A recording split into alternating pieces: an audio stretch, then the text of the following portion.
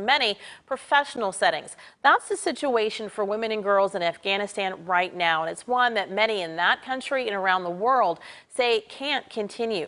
Since America's chaotic pullout of that country in August of 2021, one that saw the killing of Marie Sergeant Nicole G. of Roseville, along with 12 other service members, the Taliban has filled the leadership vacuum there that has drastically changed the lives of women and girls. Halima Kazan Stoyanovich will be one of those standing up for those women and girls as the group Afghan Education for a Better Tomorrow makes a stand on the streets of Sacramento. Halima, good morning to you. Thank you, Sansire. Thank you for having me. Good morning. Good morning. Now, why hold this demonstration today in Sacramento at the Capitol? What can California do about what's happening in Afghanistan? Well, California has historically housed and has one of the biggest Afghan communities in the diaspora.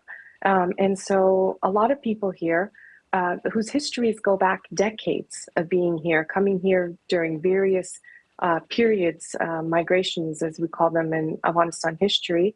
We have a state senator, the first Afghan state senator, Aisha Wahab, who is now part of the California legislature. So there's a lot of history here. California has a lot of people who were placed here, who were settled here, especially in the Sacramento area and also in San Diego. So many, many reasons why it matters to raise the voices of Afghans here in California.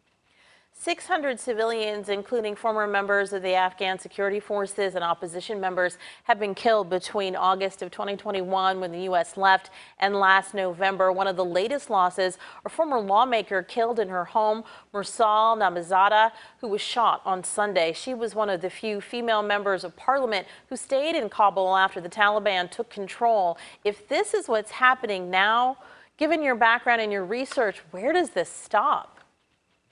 So that's what we're worried about. On December 20th, the Taliban announced just a month ago that they were not going to allow women to attend universities, that the women were not going to be allowed to work for aid organizations or nonprofits, basically closing the door on any public life for Afghan women inside Afghanistan. They had already shut down middle schools and high schools, promising that they would open them back when the conditions changed. But the news gets worse as every day goes by. And so we are working as groups of Afghans in diaspora to raise awareness, to raise the voices for the Afghans who are in the country and who cannot speak up because of fear of retribution. Your demonstration today, which is slated to start in about 2.5 hours, is billed as a cry for freedom for Afghanistan's women and girls. Is it possible, in your opinion, for the Taliban to actually hear that, for some entity to be able to negotiate with them and make them hear? So the Taliban are not a monolith. They're not just one main group. There are many factions, and we're seeing their divisions as the months go by. And so I think this kind of international pressure reaches certain levels of the Taliban regime and administration, ones that perhaps are a bit more moderate and understand that the future of the country needs to include women and girls. And they are at odds with a different portion of the Taliban, the leadership, who are looking for a different kind of society and imposing these kinds of very un-Islamic principles or un-Islamic bans. You talked about the future of the country. What do you feel the country is losing out on by restricting the lives of women so much? A huge force in education. Women make up the majority of teachers in many ways.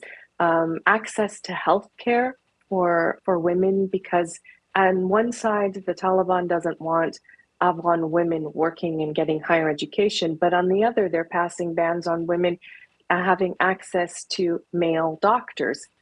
So the two don't make sense here. If you're not going to allow them to study, who will the women go see when they're sick? Exactly. And before we let you go, What else can you tell me about the group that's organizing today's demonstration, Afghan Education for a Better Tomorrow? So this is a group that's been very active within our community here in California, in Northern California, and also in the last 20 years inside Afghanistan. They have worked to bring in education, distant education, which is really going to be important now, and also advocating for raising Afghans' voices, especially women's voices, because they are the ones, women and girls, who are banned from going to school right now.